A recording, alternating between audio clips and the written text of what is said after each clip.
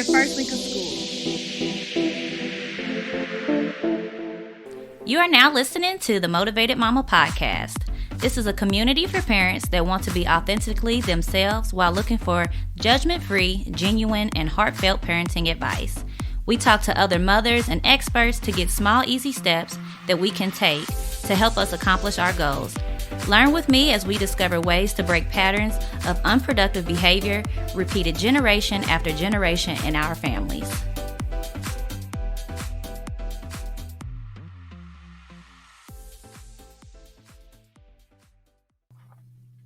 Hey guys, welcome to another episode of The Motivated Mama with me, your host, Sydney Ross. So today we are going to be discussing gentle parenting. So we're going to give you the full outline on what gentle parenting is and how to practice gentle parenting. And we're going to give you lots of tips and tricks on gentle parenting, just so that way, if you want to be a gentle parent, you will have some tools on how to do so. So I like to start off with a little story from my week, and it goes into gentle parenting in a sense. So people say gentle parenting is a parenting style, which it is. I say gentle parenting is a practice.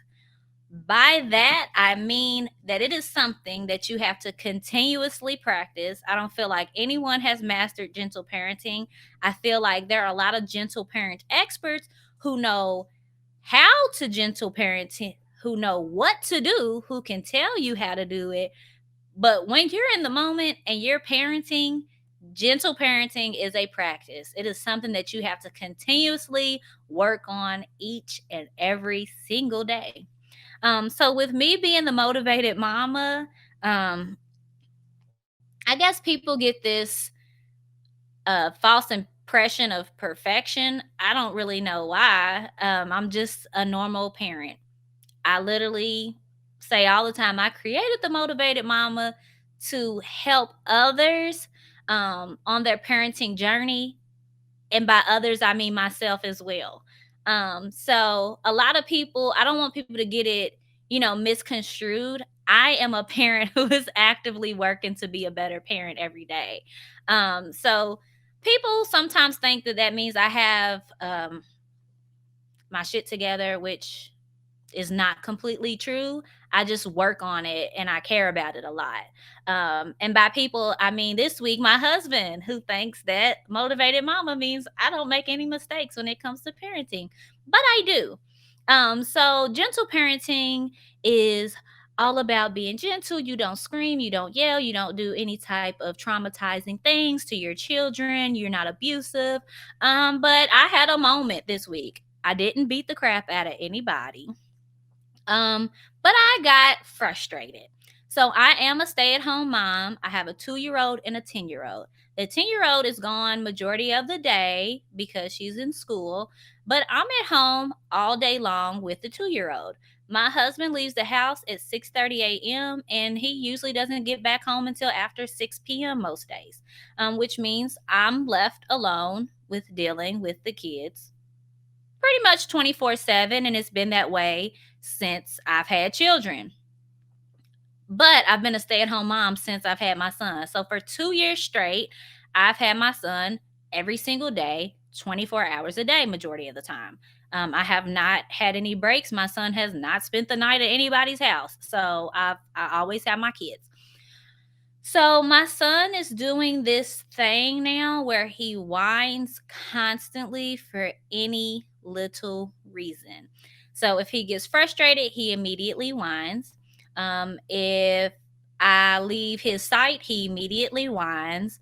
And part of gentle parenting, as many of you know, means like redirecting and allowing your child to feel their feelings and, just helping them work through things. So oftentimes throughout the day, if you were a fly on the wall, you would hear me say, just ask for help. I see that you're frustrated. Just tell mommy you need help with that.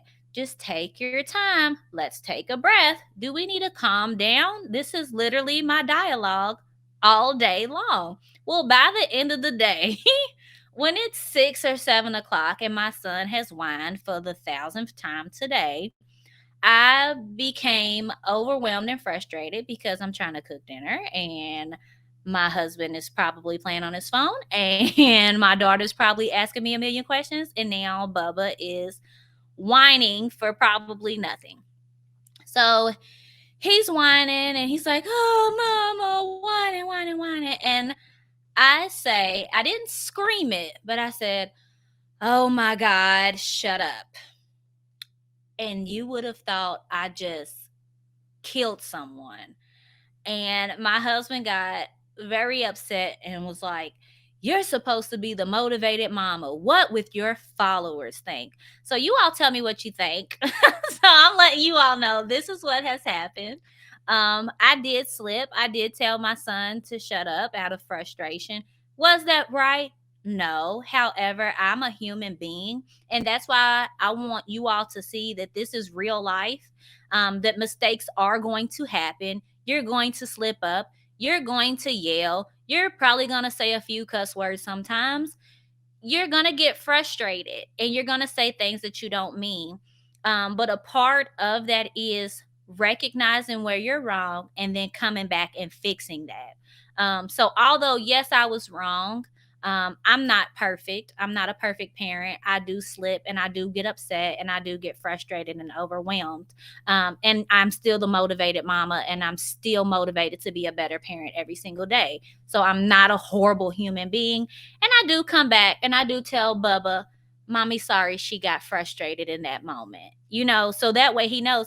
And it's also important to be real with your children. And when you come back to do those apologies or explain what happened, it allows your kids to know and accept that, hmm, I'm not going to be a perfect person in life and I'm going to make mistakes. And it's just important that I work to be better.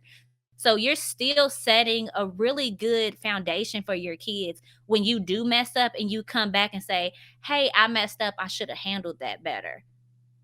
It gives your kids the tools so that way they're able to come back and take accountability for their mistakes and they can do better moving forward. So that is my story for the week as we go into gentle parenting.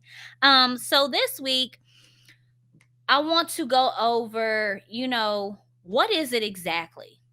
It's like this new fad. Like everybody's talking about gentle parenting.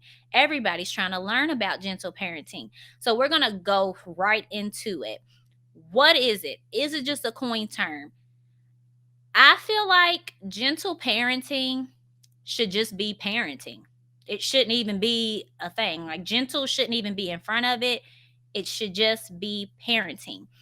However, it's gentle parenting because so many of us are used to authoritative parenting or controlling parents or abusive parenting that now the bad stuff is the norm and gentle parenting is like this new thing where it's like, yeah, gentle parenting should just be the base of parenting. Like that's just what parenting should be, but we're just so used to everything being messed up all the time that we have now created this new thing called gentle parenting.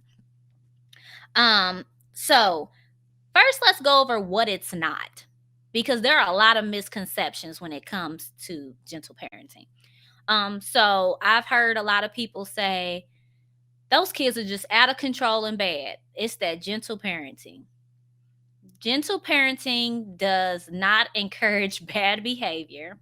It is not parenting without rules. It is not parenting without boundaries.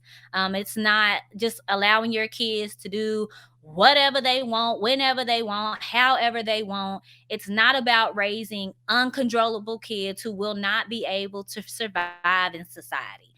That is like all the misconceptions. Like people are so used to having full control of their kids and needing this control aspect that if they don't see you do that, that now they think that your kids are out of control and don't know how to act. So that is not what gentle parenting is at all.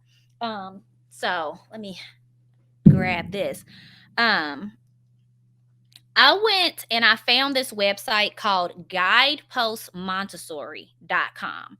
And on guidepostmontessori.com, they had this huge article on like gentle parenting and what gentle parenting is and how it ties into like the Montessori learning curriculum. But we're not going to worry about the Montessori part. We're just going to focus on, the details that they provide as far as what gentle parenting is and how you can kind of do it to make it easier for you. So I felt like that was just an amazing resource as I was doing my research. So it was like the most clear and concise information that I was able to find when it comes to gentle parenting. So I'm just going to read verbatim what they say gentle parenting is. So, gentle parenting is a parenting approach that encourages a partnership between you and your child to make choices based on an internal willingness instead of external pressures. This parenting style asks you to become aware of the behavior you model for your child, encourages compassion, welcomes emotions, and accepts the child as a whole, capable being. So it's basically remembering that you have a partnership with your child versus you being the boss and in control of your child. You're remembering that your child is still a person, that they're still a human being, that they are their own person. So they're not just this opportunity to be able to control someone and tell them what they can and can't do. So we have to throw those toxic ideas out the window and kind of adapt and change our way of thinking. And the one thing that I feel like really stood out to me within that definition is modeling the behavior that you want to see in your child. I always tell people, watch what you do, watch what you say, how you act, because your kids are literally watching you all day long. So if you get frustrated and throw things, your kids are going to know to get frustrated and throw things. Oftentimes, I'll get frustrated, like if I'm in the kitchen and things aren't working out, I do this weird, like huff and puff thing. Like I'd be like, ugh, like that's my go to thing. And it's funny because I've seen my mother do it. I've seen my aunt do it. I've seen my sister do it. It's like the women in my family, like that's our go to. Like if stuff ain't working out, it's like, huh.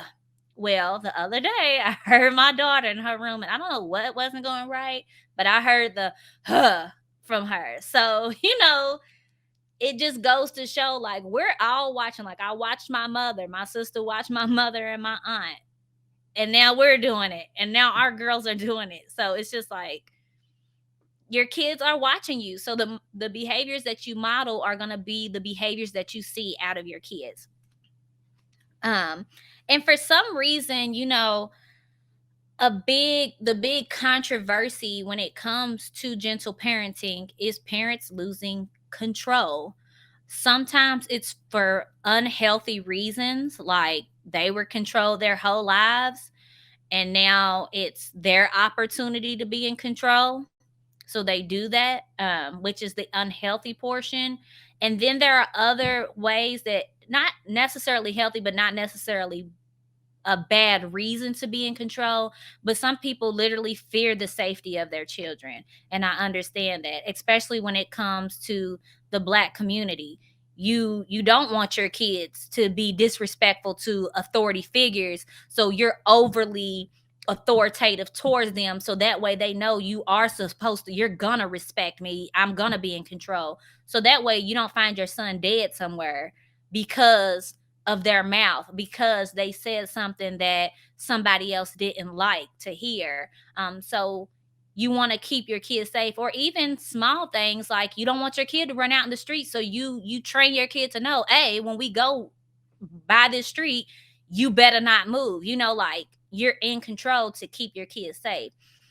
So whichever the reason is, a lot of times I feel like people avoid gentle parenting because of that fear of losing control.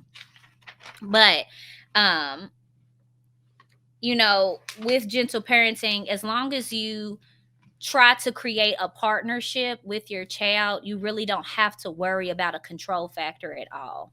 Um, Another big part of gentle parenting is parenting without the because I said so attitude.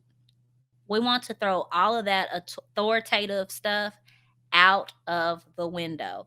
There's not a because I said so. You want to work together to set boundaries with your kids. You want to work together to encourage trust. So that way they'll trust that, if you do tell them something or if you do create a plan, they know that you're doing this for their safety and their well-being. They know that you're my partner in this and that you're working with me for the better of me versus you just telling me what to do because it's convenient for you. So you always want to keep that in mind, and you'd be amazed at the positivity you receive out of your children when you do work together to set boundaries, even when it comes to like discipline and punishment. you know I was just sharing with a friend how I was upset because my daughter got in trouble for lying about doing her homework. She hadn't been doing her homework all week, and her teacher finally emailed me and was like, "Hey, she didn't do anything." Um, and I'm going over the punishment because I'm not a perfect parent. I practice. So I'm like, you're gonna lose the phone and the TV because you're distracted and you so busy paying attention to your phone that you haven't been doing your homework. And she just said, okay. And a part of me was upset because I'm like, I want more of a reaction than a just, well, all right, no big deal. But in that instance, once we talked about it, she understood, why she was losing the phone. And then I turned around and I asked her, I said, you don't care. And she was like, well, I lose my phone when I don't do what I'm supposed to do. And I said, what do you think your punishment should be? Or how do we fix this issue since this is always a thing? And she said, I think I shouldn't get my phone during school days or during the school week, and I should only have it on the weekend when I don't have any homework.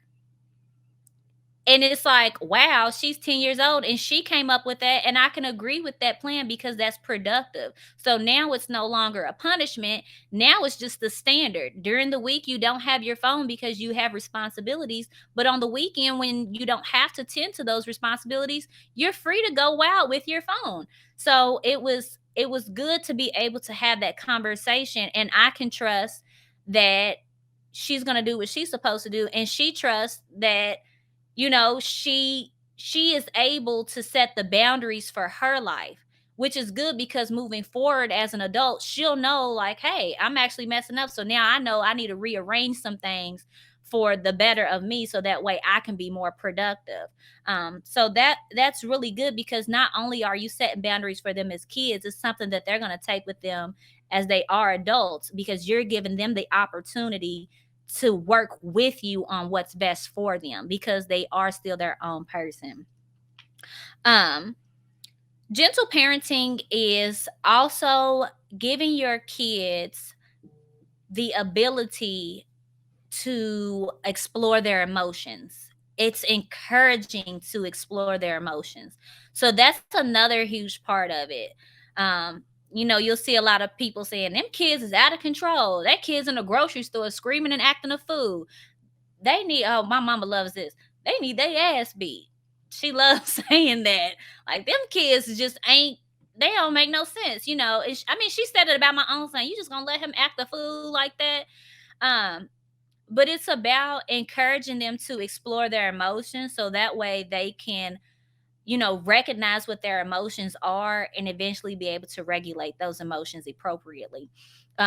It's about not trying to control the emotions or stop the emotions when they're happening. um so you want them to be able to express these feelings and be accepting of their feelings and validate their feelings. So rather than stop all that crying because you can't get candy in the store today, I already told you no. It can be more of a, I can see why you're upset right now. You really want the candy and you can't have it, go ahead. Do you need a hug? What is it? You're very upset. Do you want to calm down? Do you need to go to the car? It's not giving in and giving them what they want. It's validating their feelings. Like, I can see why you would be upset about that. If there are things that I want sometimes, and you can say that to your kids. Shoot, mama wanted that new pair of shoes, but I didn't have the money, and it really did upset me because it's something that I really wanted in that moment. But just because I'm upset doesn't mean things are going to magically work in my favor. I'm going to get what I want in that moment. But my feelings are valid. I have the right to be upset right now. So it's allowing your kids to know, man, I see that you're mad. Let them know the feeling, voice the feeling. You're really, really mad right now. Do you need some space? Do you need a cuddle? Do you want to take some deep breaths right now? How can we work through these feelings? Validating your children so that way they know that their feelings actually matter and won't be ignored. And people don't realize when you ignore your kids' feelings or you immediately try to put a stop to it, even in a less negative way, even when you try to distract feelings, like a kid is upset and crying, you're like, oh, well, here's a toy to get them to stop. That's not healthy, because what we're doing is we're teaching our children that if I have a big feeling, I need to distract myself from that feeling. So then what does that lead to? Worst case scenario, I'm emotional. I don't know how to handle my feelings. I'm going to go get high. I'm emotional. I don't know how to handle my feelings. I'm gonna go start a fight with somebody. I'm emotional. I can't handle my feelings. I'm gonna get drunk. You're teaching your kids that now they have to mask those feelings. They have to do something to distract themselves versus handling it appropriately. So it's all about having the patience in those moments and just sympathizing with your kids.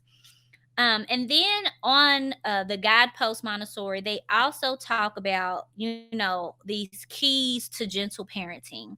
So there were three major keys to gentle parenting, and that was children learn by watching their parents. So, like we said previously, you have to be the model for their behavior because you're their leader. You're the number one person they're around. Most likely, the way you do things and how you act is how they're going to do things and how they're going to act. Understand that your child is their own person that deserves to be loved and respected for who they are. They're not little grown-ups. Um, they are their own human beings. They're not a miniature version of you. They're not going to do things the way that you do them every single time. They're still their own person and they deserve to be respected. They're not just somebody here for you to control and tell them what they can and can't do. Allow them to be who they are. And then it says you have to involve empathy, understanding, and respect. So, with empathy, you have to be mindful of how your child feels in their moment of need and be able to pause to empathize with your child. So, if they're having that moment, sometimes kids have big feelings at inconvenient times, but it's being able to stop and pause and say, I get it. I understand. Let's take a moment because you're important and your needs are what's important right now. So, what, we're in the middle of grocery shopping? The groceries aren't going anywhere. Let's take 5 minutes. And then understanding, remembering that they are just a child. And so many of us forget that. We want our children to meet us where we're at. They're not capable of doing that. They are literally not, they're learning. They're constantly learning. They're not in our world. They're trying to figure things out on a regular basis. So it's our job as parents to remember that they're just a child and we have to meet them where they're at, not the other way around. And then the last thing is respect. Remembering that respect goes both ways. You can't expect children to be respectful human beings if you disrespect them on a regular basis, if you use condescending tones, if you call them out and say negative things to them or about them. You can't expect them to be respectful human beings if you're not modeling that respect for them. Another thing is we want to trade out harsh commands with gentle, respectful tones, and giving them options and requests, um, and extend a partnership versus fear-based warnings. So, you want to comment on actions, not who they are as a person. So basically, instead of saying you always making messes, you might want to turn that around and say, hey, look like things got a little messy. Let's clean up a little bit so that way you can focus more on what you're trying to accomplish. So we're not saying you're a bad person, you're nasty, you're a mess. We're just going to comment on the action and help them fix it, because that's our job as parents, to help them find better ways to navigate and do things. You want to model kindness. Major thing is, even if you talk good to your kids, be mindful of how you talk about yourself, and be mindful of how you talk about other people. Treat yourself with kindness, because if even if you tell them you're great, you're amazing, you're this, but you go and you look in the mirror and say, huh, I'm so fat, huh, my hair is always a mess, huh, I can't never do things right, huh, if you do so much negative talk and they see that and they hear that, one, they lose respect for you as a person. Two, they turn around and then they'll begin to be critical of themselves in that way. So make sure you're talking kind to yourself, and make sure you're talking kindly about others. Don't say bad things about homeless people. Don't say, huh, they could just go get a job. Don't say things like that, because it then teaches them to look at people as less than. That's not the message that we're trying to get across to our kids. We want to teach them to be kind human beings. So you want to model kindness for them. And then instead of commands, you want to offer choices or opportunities to work together. Instead of saying, boy, hurry up and put these shoes on so we can just go. Even if you're in a rush, you're going to say, hey, do you want to wear your boots or your sandals today? Because that avoids a whole tantrum. It just makes things easier when you give them. Instead of saying, it's cold outside, put the jacket on. You say, hey, you want to step out there and see which jacket you need today? Do you need a heavy one or a light one? Give those options. And then you also want to encourage positive actions. Think of alternatives to no. There are many, many alternatives to no. We know that in life, our kids are going to hear no, but at the end of the day, there are other ways that we can model that instead of saying no to every single thing. If you're in a fancy art museum and you don't want your kids climbing on the stuff, say, hey, that is actually just for looking. You don't have to say, no, you can't touch it. Hey, that's just for our eyes to see today. Instead of saying, no, we're not going outside, it's cold or it's raining, we're not going outside today, we're going to say, we're staying indoors today. Do you want to bake cookies today, or do you want to build with building blocks today? Make indoors fun. Can my friends spend the night? No. Hey, we have plans this weekend, but I'll get with their parent. We can see if they can come next weekend.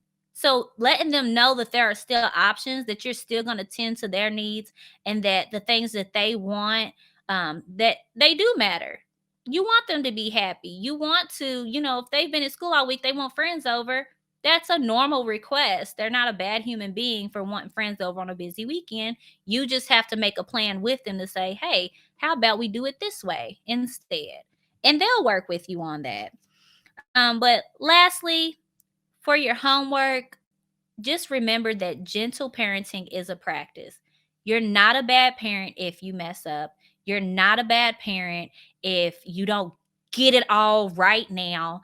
It is literally something that you have to practice. You have to take deep breaths. You have to work on it every single day. It's nothing that anyone has perfected. I don't care who talks about it. No one is a perfect parent.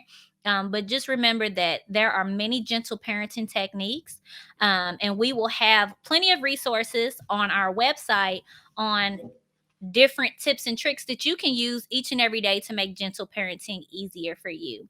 So, like always, please subscribe and like and share our podcast and our videos with your friends and family. So that way they have another tool for their parenting toolbox. And just send them all our way. Thank you so much for listening in again, and we'll talk to you guys next time. Have a great day. If you want to submit a question or if you want to be on the show, message me at contact@momamapodcast.com. That's MOMAMA podcast.com. Please tell all the moms you know about the podcast, our Facebook group, YouTube channel, and community events. Your recommendation helps our show grow. Please rate and review us wherever you listen to our podcast.